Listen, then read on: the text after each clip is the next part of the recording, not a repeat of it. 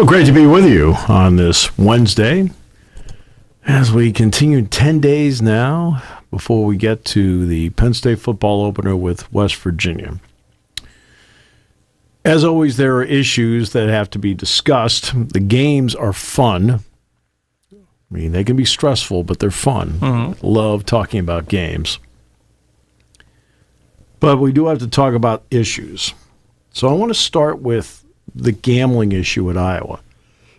Excuse me. It is easy for a fan. Naturally, of course, the phone's ringing. It's Jack. It's like, I'll call him when the show's over. It's like, okay. It is easy for fans of certain groups to be, look what happened there. Oh, look at that. Right? Iowa had, 4 wrestlers suspended for the season. Look at that. Oh, what's Tom Brand's going to do now? What's he thinking? Same thing with football. What's Kirk Ferentz thinking? Every coach in the country, there's a list of elements they fear. This is one of them. Mm-hmm. They all fear this. So don't be doing cartwheels over somebody else's problem. The bottom line is the Alabama baseball coach got caught. And the bet was made at a gambling outlet at Great America Ballpark in Cincinnati when the Reds were playing in Oakland. And they tracked something in Cincinnati back to Tuscaloosa, Alabama. Wow. There's diligence out there. In Iowa, the same thing has happened. You know, the diligence with which they are now looking at people. They've charged 11? Does that sound right? Charged 11 at this point? But this is a scenario that every coach on every level fears. Now, they don't want the 2 o'clock in the morning phone call. Hey, we have one of your players down here. Or did you hear what happened to X player? At 2 a.m., 3 a.m. phone call. Oh, every coach fears it. And they fear this stuff. They fear this stuff because you can't be around them every second.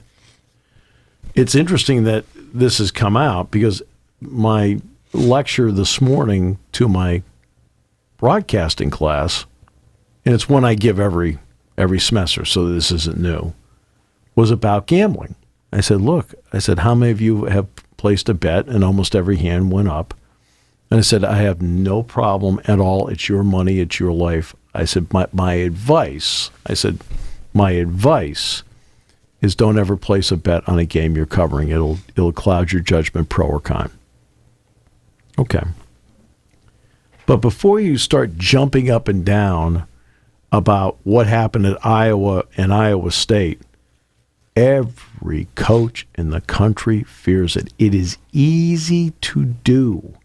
You just need your phone to place a bet. You do not have to go to a sports book to do it, where you physically have to get in a vehicle and get yourself out to a sports book or a casino to make a wager. You can do it on your phone. Anybody can. You can. The student athlete can. A coach can. And every coach and administrator fears it because you don't know what's going on out there. So that's when I look at the Iowa situation. And people are, oh, look what happened here. Look what happened to Iowa. Oh, yeah, boy, what's going on there? And, what's Tom Brand's thinking now? Oh, look at they're not even the second best program in the country. I'm like, guys, slow down. Slow down. Okay? Pull the emotion out of it. Okay? Everybody fears it. Okay? Just because it happened there, we think they're the only program in the country where it's happened? Okay? Programs all over the country, they're worried about it. They're bringing people in to lecture about it all the time. All the time. And now you have this scenario. What's interesting about this scenario, and I guess the athletes can appeal. Yes.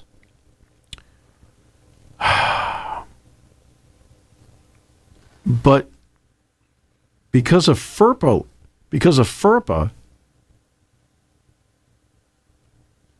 okay, they can only release what the punishment is if the athlete says what the punishment happens to be.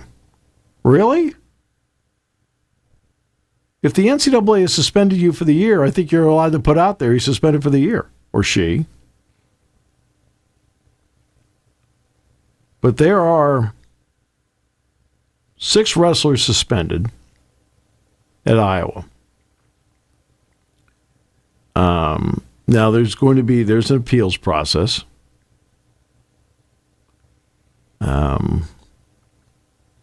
And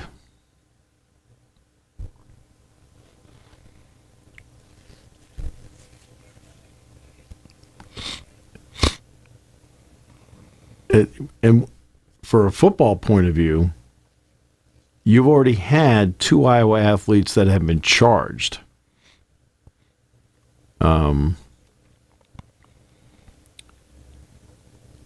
And one of them is wide receiver Jack Johnson. These are the guys that are still on the team. They're guys that have transferred out and have gone other places. So there's no need to deal with that from a Penn State point of view because they wouldn't be involved in the game anyway.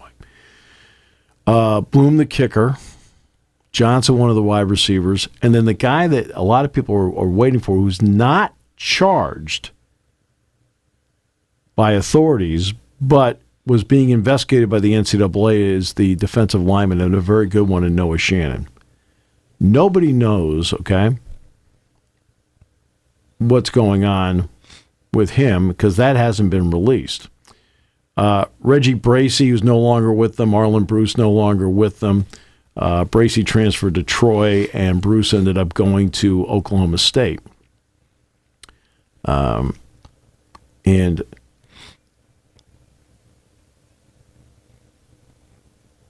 then there's the Iowa basketball manager. Well, the Iowa basketball manager placed a lot of bets. And not only did he place a lot of bets, he was placing them, he placed bets on Iowa basketball games. Now, this is the manager that did it, okay? But still, and the number of bets was staggering. There was something like 2,000 bets equaling $15,000 or something like that. But this is something that worries every coach.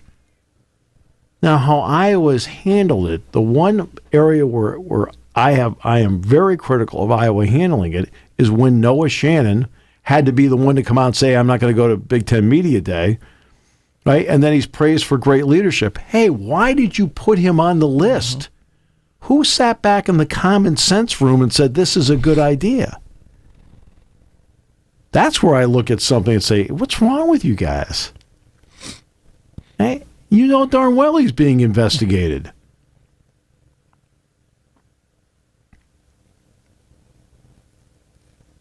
Come on. Make sure you don't have a problem here. Okay? Just, stay out of it. Don't put him out there. But they were going to put him out there. What are you putting him out there for?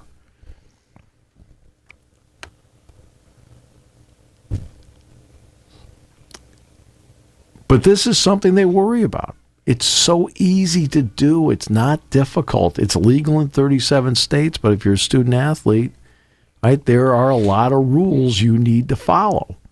And, of course, the big one is you can't place anything at all, ever, on a game you're playing in. Can't. Or the team you play for. Can't do it. So these guys are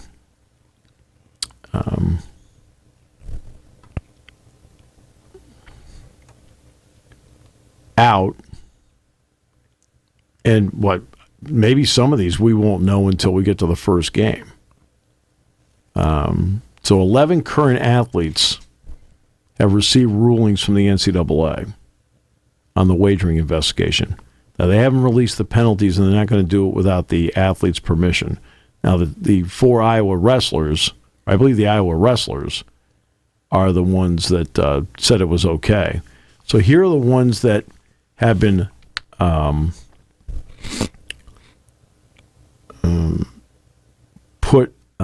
either have been criminally charged or have been under investigation based on what they've said. Among the coaches, the football grad assistant Owen O'Brien. Now, he's been charged.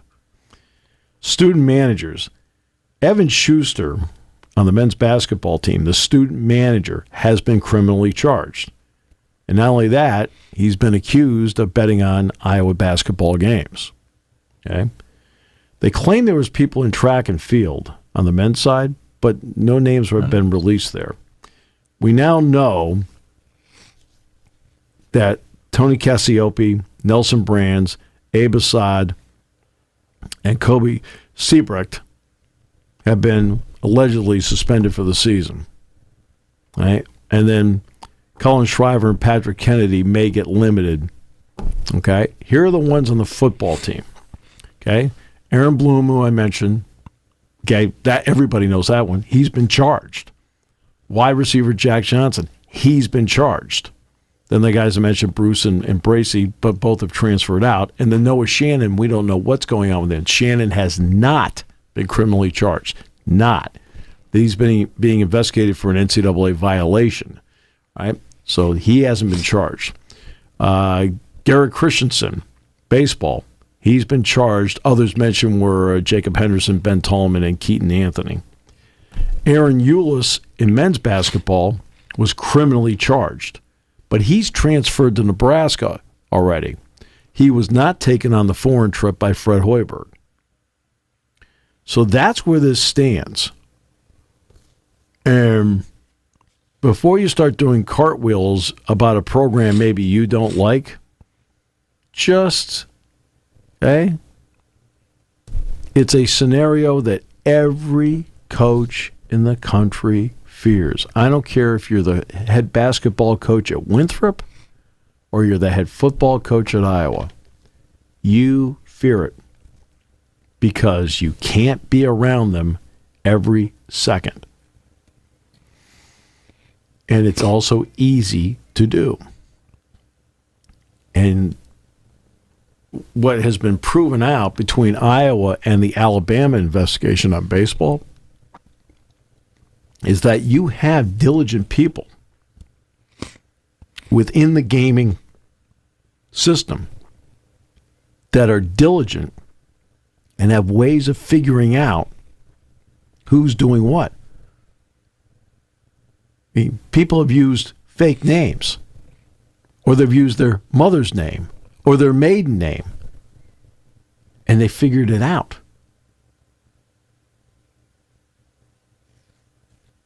So don't do the cartwheels over this. Don't.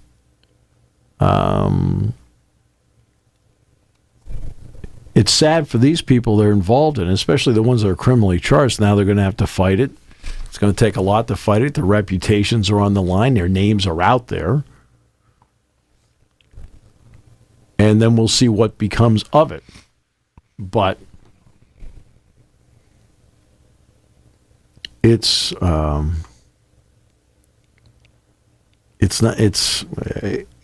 it's something to really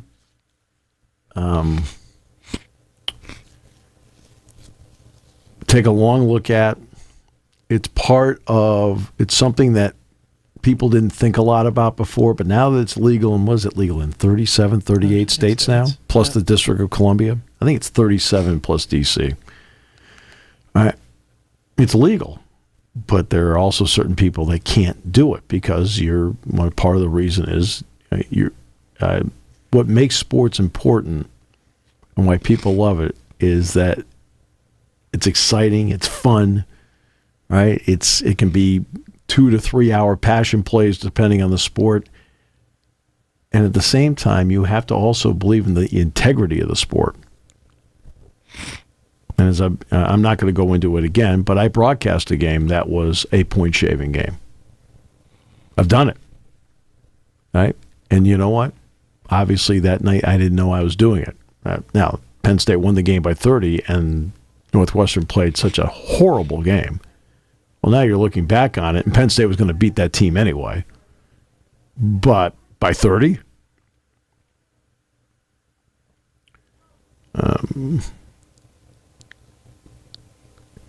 Then there's this story. The NCAA has all sorts of problems. And this one, okay, Reggie Bush is going to sue the NCAA to get his Heisman Trophy back. And he's suing them for defamation. And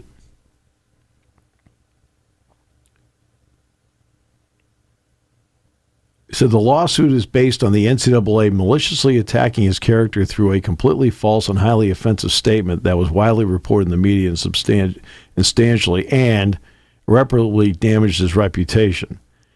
The NCAA statement in question was issued to ESPN along with other media outlets on July 28th, 2021 in response to an inquiry about the possibility of Bush having his records and participation restored in light of the changes of name, image, and likeness that went into effect. It said, although college athletes can now receive benefits from their names, images, and likenesses through activities like endorsements and appearances, NCAA rules still do not permit pay-for-play type arrangements. The NCAA infractions process exists to promote fairness in college sports.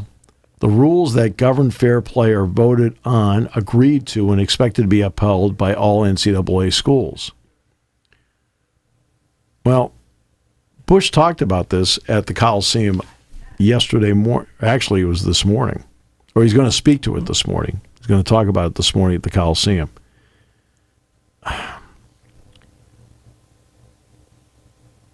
Now, his 10-year disassociation from USC, by the way, did end in 2020. The NCAA, okay, this is the kind of week they're having. And they have a lot of bad weeks. I don't know who's in charge of judgment there. But you have to start doing some things that better sports, advance sports, and use common sense in 2023 that fit 2023. So let's talk about 3 scenarios. Number 1, easy. What are the rules today about name, image, and likeness? They're wide open. You know what you could do to make people feel better about what's going on with the NCAA? Give Reggie Bush back his Heisman. Right? Okay. Was it against the rules then? Sure. Did he end up getting a house for his parents? They talk about that. Well, what was Jordan Addison offered when he transferred? Mm-hmm. But that's okay. Give it back. Okay. Guess what? It is a goodwill gesture. I think you're not going to find many people out there that are going to sit back and go, oh, what a travesty. How do you do that? It's going to be the other way around. It'll make you look good. Yeah. And not only that, I think it's the right thing to do. Yeah. If the rules had stayed the same, I would be like, hey, they took it away. That's the way it goes, and move on. But not with the rules the way they are. They're wide open now. They're wide open. Collectives, name, image, and likeness. What can be offered? What can happen? Leases for vehicles, things like that. Well, guess what? If that's what the rule happens to be, you look around and say, you know what? Everything's really changed, right? Okay? What's it going to hurt anybody to give it back to him? What damage are you doing to give him back his Heisman? Just do it. Because guess what? From a publicity point of view, you look good. You did something positive. They've been doing waivers lately. Waivers about people transferring because there's certain situations where in a second transfer, they want to go someplace because a relative's sick, they want to be closer to home, whatever. They're being denied. What are you doing? Stop running the commercials about how you're all about the student athlete, because how many times have we seen where you're not about the student athlete? Stop it. Come on. Okay? Stop acting like the cold, heartless, soulless organization and start using some common sense. Right? And then finally, the Jim Harbaugh situation.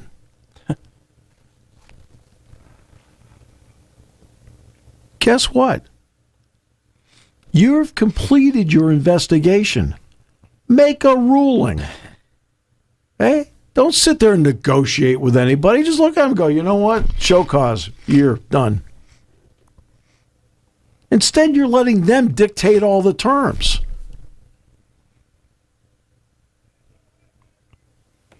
What, are you worried about being sued? Everybody sues you anyway. You lose all the time, but what the heck? Yeah, I think biggest thing to me with, the Harbaugh situation is a complete mess. You're basically showing you're not in charge with that. That's where I'm looking at with Harbaugh. You're afraid. You're not in charge, and you're afraid. I think that's a concern. With Reggie Bush, I actually would go as far as to say, even if the rules were still the same, I don't see a problem with him having his Heisman Trophy. I think at this point, you look at what this... No matter what happened with an athlete, and I even go back as far as, and this is taken it a little far, if an athlete is charged or anything that doesn't proper, what they did on the field, it's hard for me personally to take that away. You look at what happened through that entire era. Terrell Pryor trading gold pants and a lot of other people doing things that weren't appropriate or within the NCAA rules. They weren't within the NCAA rules. Exactly. It wasn't inappropriate. Within the NCAA rules. Yeah, exactly. And for me, when I look at that, yes, did USC do a lot of things that were not within the rules? Absolutely. But what Reggie Bush did in the field was special. To me personally, you ask somebody and I even say the same thing with teams that are stripped of victories. You ask somebody who the national champion was in such and such year, they're going to say that team. They're not going to even remember that this team was stripped of a championship. They're not going to even remember that this. So I have no problem at all. Who was it got stripped of wins? Tennessee? Tennessee, yeah. I remember when they played that stupid game here. Yep. I'm trying to check which rule Penn State violated. Yeah. Not a one. They didn't. Not a one. Right. Nope. And Ohio State was in the same boat. Yeah. I called Paul Keels, the Ohio State play-by-play announcer, one of the great guys ever. Yes. And I said, hey, Paul, remember that game you and I did in 2010? Because they were stripped. Penn State. I said, I think that game was a mirage. Yeah. Yeah. And that's my point too. There's no common sense with this organization. That's my point. There's not. Guess what? The NCAA does not vote on the Heisman Trophy. Right. Right. Okay. The voters. Who vote for the Heisman Trophy vote for the Heisman Trophy. They're writers and broadcasters. They vote for it. Yeah. And Reggie Bush violated no rule on the field, to my opinion. I don't see that he was used steroids or any of that kind of stuff. Now, if you want to go back to those voters and say, hey, do you want him stripped of it, yay or nay? Okay, and they vote. They just vote like as Baseball Hall of Fame is now. Sure, right. But I'm saying, go back to all the voters, absolutely, that are still with us, and say, do you want him stripped of it? And or I not? guarantee you, they probably would say no. Right. I'm just saying. Yeah. I mean, look, Pete Rose, for example, is not in the Baseball Hall of Fame. Yeah. Right? And when they've polled voters, he probably would not make it. No. Just like Roger Clemens hasn't made it, Barry Bonds hasn't. Yeah. Their response, okay, you can ask them. Yep. Right? And I think Pete Rose is a little bit different too, because no matter what, no matter how many times he could apply for reinstatement, whatever it is, he signed the lifetime ban. Yeah, he did. That is where I think there's difference there with him and the others. But yeah, absolutely with Clemens and Bonds. And they've been on the ballot. Yep. Right? And the voters have decided not to. We'll go back to the voters who voted on Reggie Bush and say, hey, should he have his Heisman back or not? Yes or no? Could you return the ballot by October 1st? Yeah. Right? If they say, if the vote is yes, give it back to him. Yep. Because they voted, not the NCAA. Not the NCAA did not vote on his Heisman. The voters voted on his Heisman. Yeah. Okay? And that's how it should be done. Right? Absolutely. Okay? If they vote to say, nope, he shouldn't have it, or if they vote to, okay, let them decide. They're the ones who voted. That's how it ended up. The NCAA did not go and said, hey, Reggie Bush is the Heisman Trophy winner. Hey, why don't you come into Indianapolis and get your trophy? Yep. No. Okay? Voters voted for it, and he received it in New York. We're done. And if they think he should be still stripped of it in a revote, okay, fine. Yep. If they think he should get it back in a revote, give it back. I mean, really, it is that simple. It is that simple. With players asking for waivers when they have special circumstances, stop it. Mm-hmm. Okay? Stop it. Okay? Rules about a second transfer and so forth, right, are coming into play because you've got the J.T. Daniels of the world going from USC to Georgia to West Virginia to, I don't know, where the heck is he now? Rice? Sure. I think it's Rice. I think he's at Rice. I think it's Rice. I think it is Rice. I can't even remember. He's on his fourth school in 4 years. That's what you're trying to prevent. Okay, where like all this, like, oh, come on, he's gone after a year. He's gone after a year. He's gone after a year. That's what they're looking at, is somebody like that, not somebody who has a special circumstance. Their grandmother's sick, their mother's in the hospital. They need to be closer to home. That's what they've been rejecting. Yeah, which is what terrible. are you doing? Yeah. Okay, use some common sense. Have a heart. Make a couple of phone calls. Yep. Okay? You don't have to make 20 phone calls. Make a couple of phone calls. You're done. It doesn't take long, and it doesn't take much to care. No. Right? And then with the Harbaugh thing, guess what? We're going to self-impose a three-game suspension. Look, you're done. If you've sat down in the room and you've decided, hey, everybody, what do you think about this? Do it. Yep. If you're going to say we accept the 3-game suspension, fine. If you say no, show cause, it's a year. Yeah, absolutely. Do it. And if they sue you, who cares? Yeah, and that's the point. Yeah, who cares? And that's their fear. That's their fear, and they lose every suit anyway. Yeah, that's where you talked about that. And I know they're 0 for life in court, but I mean, what's the difference with another one? What does it matter? Exactly. Okay? Show some backbone. Yeah, which they've not done. And I even go back to, Don't obviously let it was Michigan dictate what you're they're doing. They're absolutely doing that. They're out there 4 games. Oh, no. And then they're the only ones to self-impose I've ever heard that went for less. Yeah, that's true. That's true. You Think about that. Yeah, Urban Meyer's first year at Ohio State, they self-imposed an entire ban. Yeah. Yeah. So that's Right. I mean, you're sitting there, and supposedly they had negotiated this 4-game deal. Well, evidently the NCAA didn't agree to it, and it gets out there. It's 4 games. Now they do a self-imposed ban, and they reduce the punishment. What? What? Yeah. They're the only ones to have an alleged negotiated settlement, and then when they announce their, look what we did, it's less. Yeah. Okay. That's an interesting approach. The NCAA just look at them and go, hey, look, you know what? We're the governing body. Guess what? You're done. Yeah. Right? Which is This is what we're doing. Yeah. Okay? Terrible. We're going to do this. It could be 4 games, could be 6, could be a whole season, could be whatever. No. All right? And you will see, during every one of these games, talking about how the conferences as a whole, no matter the team, and you talked about it, the student athlete. Oh, everybody graduates this, and this. NCAA cares about its student athlete. Okay. Schools care about it. Schools, I tell you right absolutely now, schools do. care Not a doubt about it. Not a doubt about it. Schools care deeply about their student athletes. Not a doubt about it. Conference cares about its student athletes. Why do you think the Morgan Academic Center exists? Yeah, absolutely. Okay? It exists because they care, because they do know that 97% graduate. Okay, but 97% sure go on as the saying goes to some profession that is in sports. Sure. Okay.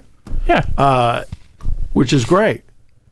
The schools care deeply. The coach, James Franklin talks to his players about academics all the time. 99%. Mike Rhodes talks about his players about academics all the time. Right? This is not one of those, I'm trying to keep you eligible. They're trying to get them so they can get degrees and get jobs out of it, because the amount, Jalen Pickett and Seth Lundy are sitting there as two drafted Penn State basketball players trying to join Lamar Stevens and Tim Frazier, and Tim's not in the NBA right now, in the NBA. Well, how many players have I broadcast for Penn State in the course of the last 15 years? And 4 of them are in? 4 of them. Exactly. 4? Others have played in Europe and Asia and South America. Yeah, that's happened. But it's, you read Tyler Smith's book about, the journey all over the planet playing basketball, and now he's back here. Well, same thing with football. And, guys that we thought, hey, he could be great, he could be this, and then it turned out like, no. Top 10 picks didn't make it. Right. Yeah, absolutely. Hey, all over the place. Schools, administrators, not a doubt about it. Schools, administrators, and absolutely coaches care deeply about the future of their student athletes. Certainly. Okay? It is not a case of I'm using them to win. No. Right? No. They care deeply. Great coaches sacrifice wins for academics. But they care deeply. Yeah. Right? You talk to the players who played for Mike Krzyzewski, care deeply. Not a doubt. Players that played for James Franklin, cares deeply. Joe Paterno cares deeply. All of the long list. Bobby Knight. Right? Bobby Knight. Yep. Right? It's amazing how all the stuff you hear about Knight. But I'll tell you the ones that got their degree, they graduated, they swear by him. Why? Yeah. Why? Because he cared about them. Yeah. Yeah. Right? Yeah. It may be the external, that's a polarizing figure. Yet when you talk to the people who went through the whole thing with him. Exactly. Went through the whole thing. They swear by him. Yep. Why? Dean Smith. Why? Yeah. John Wooden. Listen how Bill Walton talks today about John Wooden. Sure. He hadn't played for John Wooden in 50 years. And he's one of the most revered people in his life. Same with Lou Alcindor or Kareem Abdul-Jabbar. Yep. Cared. They're all like this. And they care about the walk-on. Yeah, absolutely. As much as they do about the star. The NCAA has got to do the same thing. They've got to show some semblance of discipline on wrongdoing. Right? In this case, and they've done that with show cause for Bruce Pearl for 3 years. They've done this with more show causes. They have. Right? Pearl got 3 years on show cause for lying. Excuse me, what is Jim Harbaugh accused of doing? Yeah. Now, there is a difference. Let's be fair. Okay? So let's be fair. Pearl was also accused of getting a hold of the Crafts and saying, hey, and with his assistant coach, he's accused of that as well, that he made sure everybody was on the same page. That's what he's accused of doing. So he got 3 years. I don't think Harbaugh is accused of that. No. But he's still accused of lying. Right? Their investigation is done. They're not going to go back in and reinvestigate it. It's finished. Come up with a ruling. Move on. Yep. They came up with a ruling on the Iowa athletes and the Iowa State athletes. They came up with those rulings. Well, guess what? Those investigations started after the Harbaugh investigation and the Michigan investigation. But they have a ruling on that. That didn't take long. That came out in May. Now you have rulings now, and right? But they have to start doing certain things where they've got to change in such a way, because right now they're a body that looks like more and more every day is on the brink of extinction. Nobody gives a darn about what they think. No, at this point, absolutely not. But the student athletes who wanted to transfer and were denied waivers, they're the ones that are powerless in this. Completely. See, Michigan's not powerless. Yeah. Michigan has attorneys. Michigan has money. Harbaugh has his name. All those things. So they act like they're in the fetal position when dealing with Michigan, but because they're in the power position with the athletes, nope. Yep. Right. Well, that's where you need to have common sense and empathy. Absolutely. Okay. When you're in the power position, you need to have that, because what are they asking to do? They're asking to transfer someplace. Yeah. Really? Right? And here's reasons why they've asked for a waiver. Make a couple of phone calls. You know what? I understand where you're coming from. Yeah.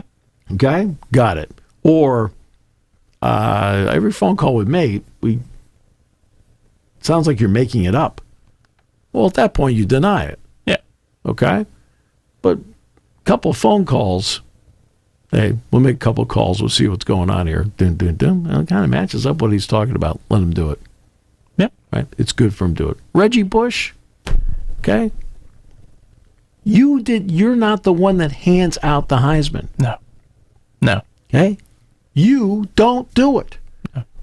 And that's where you talked about the Hall of Fame, and I think it kind of leads into it perfectly, is where so many of these and so many of these organizations and voters, but organizations as well, paint the picture that doesn't help it, where you're not judging these guys by what they do in the field.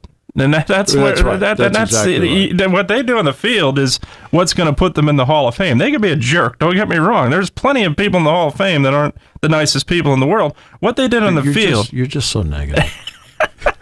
What they did on the field is what matters the most. And Reggie Bush won that Heisman Trophy on the field. And he did not do anything, to my knowledge, illegally on the field. And there's no reason for me to not declare him a Heisman Trophy winner. There just isn't. In other words, if a guy, because I announced for Penn State, all right, and my contracts with them, I'm not allowed to have a Heisman. Mm-hmm. And I've been told that. That's the only reason why I don't have one. And I've been told that. But I do have a Wooden Award vote.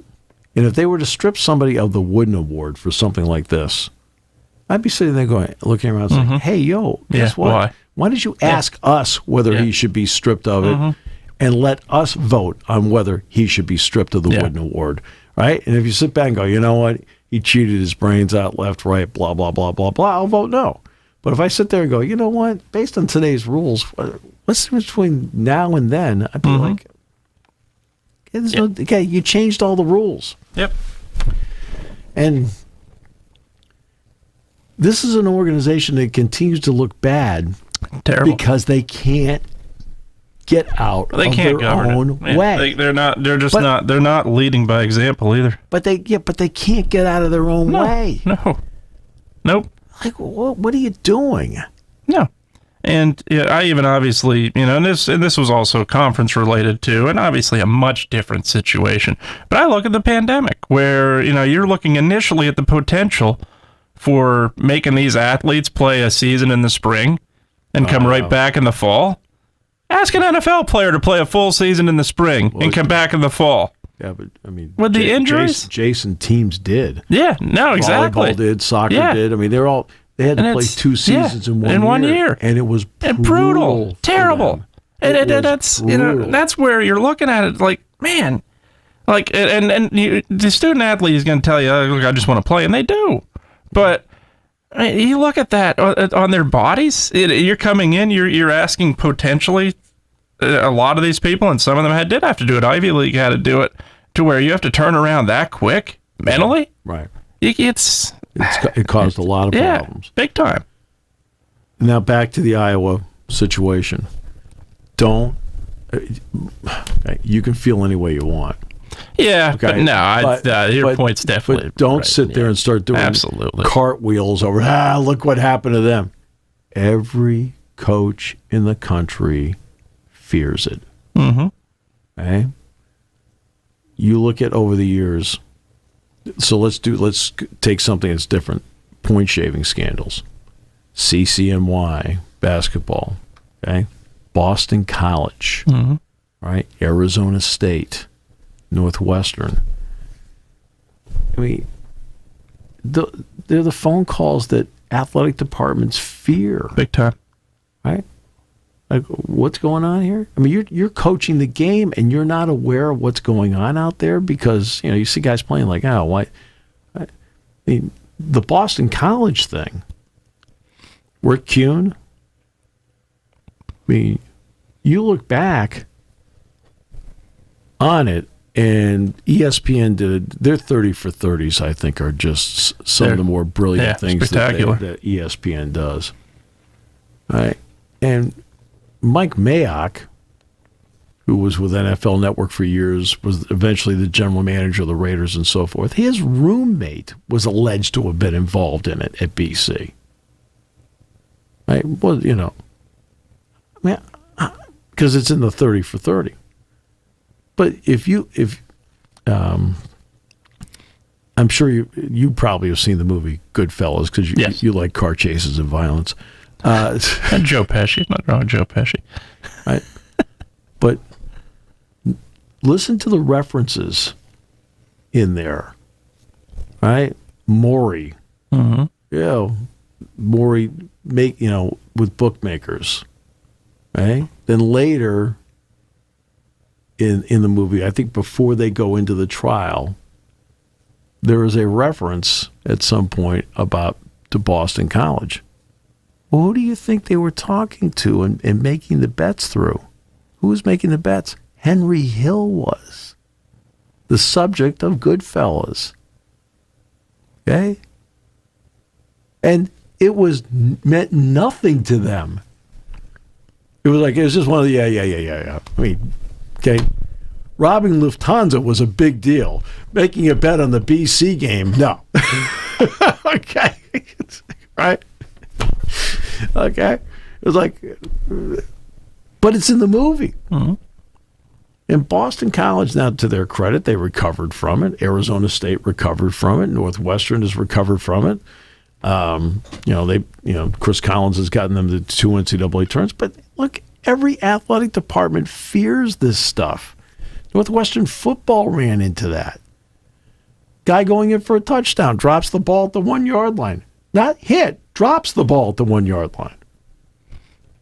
Not going to get into names, things like that. I mean, I can spew the name out with relative ease here, but I'm not going to. All right. Hey, what's he doing? Right? You're always concerned about the integrity of games. Now I placed a wager on games. Right? The Iowa manager, right, who has no way of determining the outcome of the game, is alleged to have bet on Iowa games. Well, the Iowa manager does have who's playing hurt, who might not play, is sitting in team meetings where they're going through the scouting report on the opposition, pro and con. They have more information to work with than anybody. Like, the manager. The manager has a lot of inside information on both teams before you go. Maybe not know anything about injuries on the opposing team, but they know how you want to attack, why they want to attack, and so forth. I mean, come on. I mean, I've sat in film sessions. It's detailed, right? And it's honest. Where they sit there and go, yeah, okay, tough matchup. We're going to have to play him this way, blah, blah, blah. Watch what he does, how he goes. Let's just take a basketball reference. How he goes to his right hand, does this. Or it could be a wide receiver. Look how he uses his leverage, uses his hands, things like that. And then there'll be times like, guess what? He can't guard me. I've heard that. He can't guard me. Okay? That's the matchup we want. We're going to attack it all day and all night. I've heard that over and over again.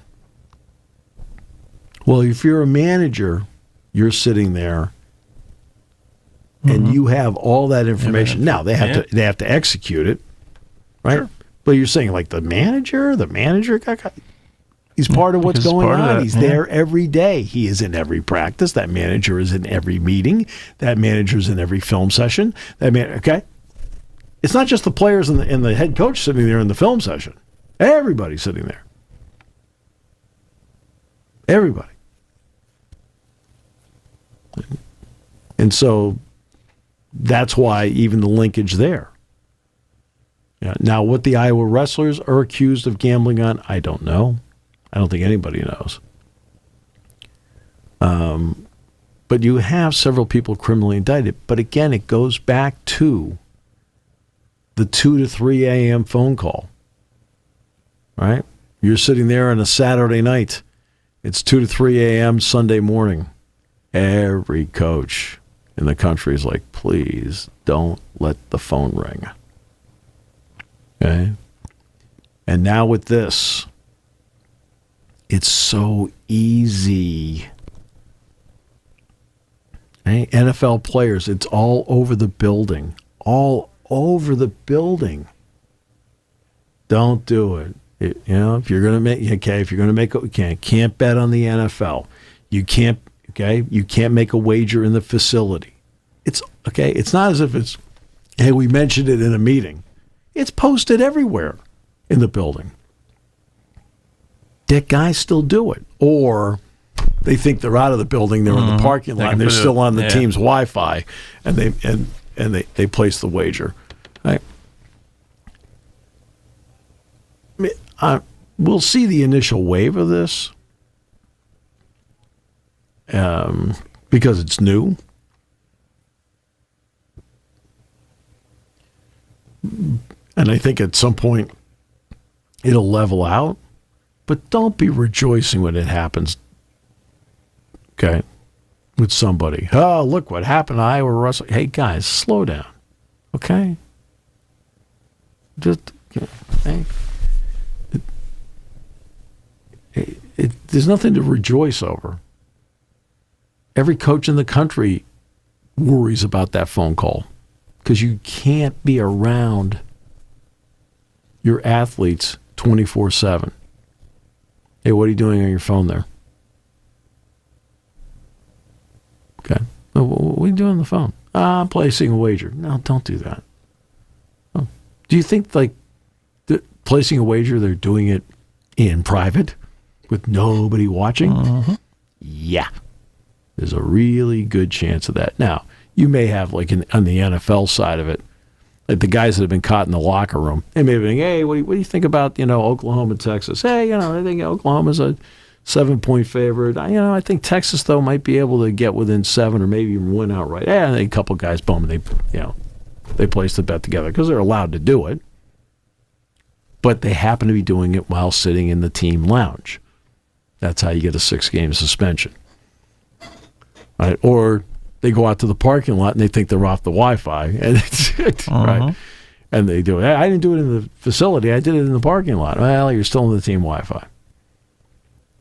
But every coach on every level fears this because it's new, it's tempting, it's money. People like the action. Don't rejoice when it happens to somebody. Okay, don't. You're the head basketball coach at Idaho, you fear it. Okay? You're the head baseball coach at Georgia, you fear it. It's one of those things you don't want to openly talk about it, but like every day you get, okay, any news?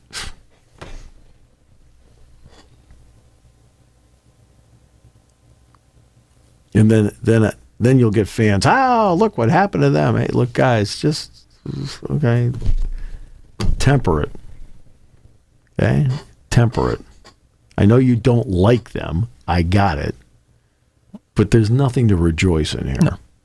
Nothing to rejoice in. I mean, that's how I look at it. Did you buy that shirt? I did. I believe so. Yeah, a while ago, a long time ago.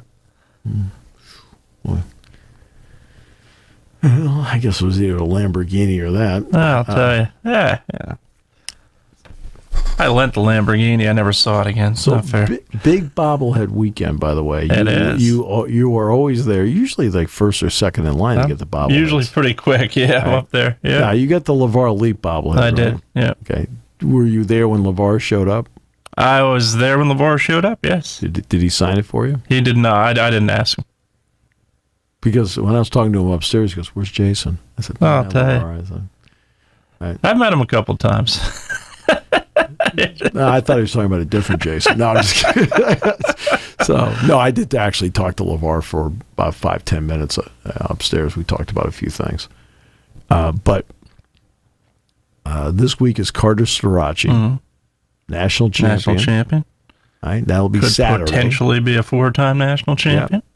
And his bobblehead is at the Spikes game on Saturday, which will have fireworks afterward. And then Jalen Pickett's bobblehead is Sunday.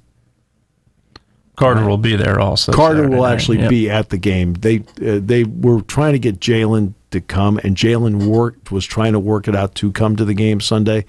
But the Nuggets have some stuff going on, and he felt he had to stay out there for it.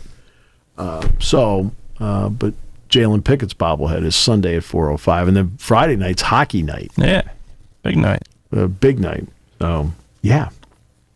So a lot going on at the ballpark. Now they're going to play tonight, right? I mean, it's Wine Wednesday, and after doing this show with you, I mean, it's that's well. I mean, the heck with half price. I'd pay double. No, I'm just kidding.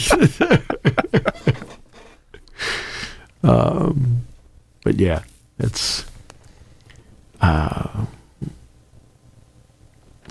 I just we get to talk about games at some point, right? I think so. I'm hoping so. I really am. We've talked so much about conference realignment. Yeah. Did I tell you the story about Hershey last week? I don't believe so. Mike Rhodes, Char Moret, and I went to Hershey on Thursday. Yeah. Right? No, I mean, and you knew I was going. Yeah. So it's not, and people I've talked about on here that I was going to go. And Mike does a great job. Char does a great job. And then the last part, I was supposed to handle the football part.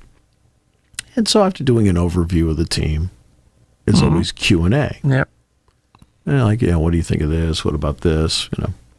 And finally, somebody asked me about Oregon and Washington. And, I'm standing there listening to the question. In other words, essentially, what do I think about Oregon and Washington joining the conference? And in the process of asking the question, the crowd started to groan about it. And I was just, and I'm just taking this in. I hadn't said anything yet.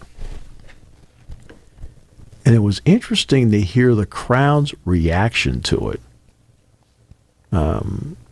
You learn a lot from people. I talk about in class, for example, talking with young people. And I learn a lot from them as to what they like, what they don't like, what they think, and so forth. Now, every once in a while, like today, I had a spirited one about the war stat. And I said, explain war to me. And nobody could really explain it. But his war number, he's fifth in war. They were talking about Francisco Lindor. He's fifth in war in baseball. I said, yeah. I said, you have to understand something. I said, how do you explain that to the average fan? Mm-hmm. They have two eyes. Lindor has not played well. I said, who cares what he's fifth in war? I said, nobody knows what that means, or there's a relatively few number of people that know. I said, you have to relate to the audience. The audience can see pro and con. I said, he's fifth in war, and people are like, well, what does that mean? I said, if they don't know what it means, then it isn't a great stat. Right? So you have to be able to relate to people. So, but there are certain things you learn, how much they love soccer, how much, what about the wagering part? What about fantasy football? Things like that. You find out a lot from young people as to what they're interested in and what the future of sports and sports viewing could be. What about cable? What about streaming? So I'm listening to what they're saying about all those things.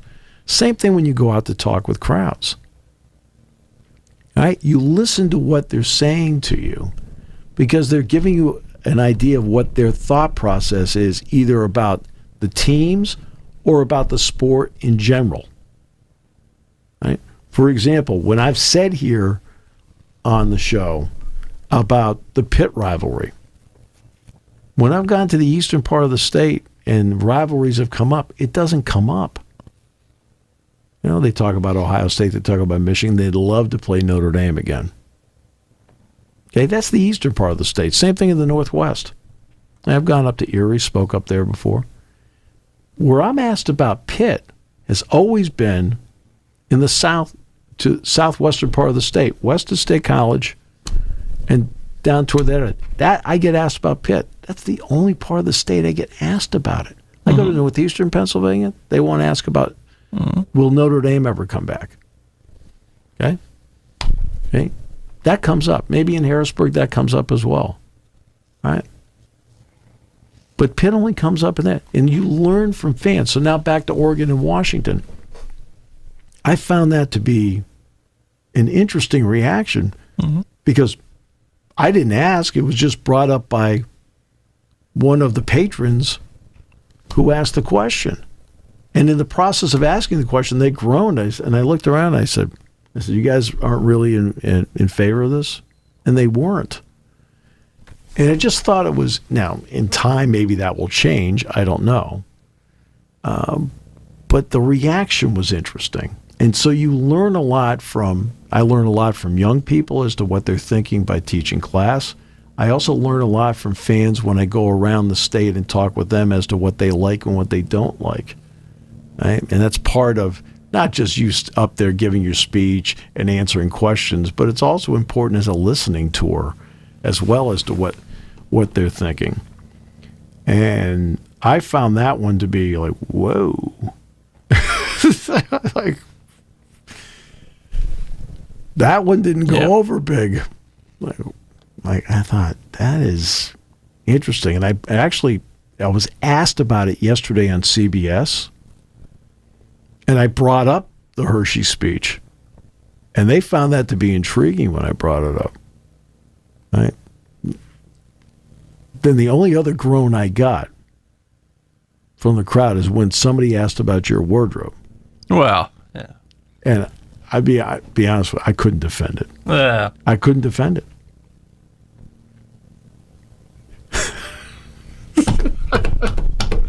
How can a 49ers fan live in State College, Pennsylvania? I said, he's a front runner. He's a front runner. I said, look, it'd be one thing if he was a Jacksonville Jaguars fan. I mean, for goodness sakes. Joe Montana didn't play for the Jaguars. Hey, guess what? Guess what? Okay? Drew Aller's a Cleveland Browns fan. Yeah. Okay? Yeah. No Super Bowls. He's loyal. You're a front runner. That's right. Right, God, team goes to the Super Bowl, you're on board. Haven't won one in 30 years if they went there. You're this close to changing to the Chiefs. I know you. That's what this red is all about today. You're the kind of guy that goes to the game and you always root for the winning team because you always want to go home happy. That's probably why I don't attend NFL games.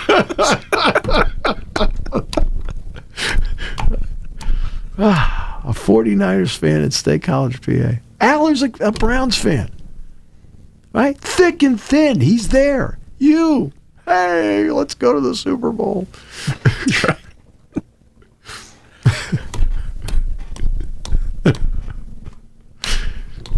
I know how you operate. That's right. It's not a regional thing for you. Every other sport it is, just not football. Brutal. We're back tomorrow. Remember that phone call I got at the beginning from Mr. Ham? I'm going to have to return it, so I better do it now.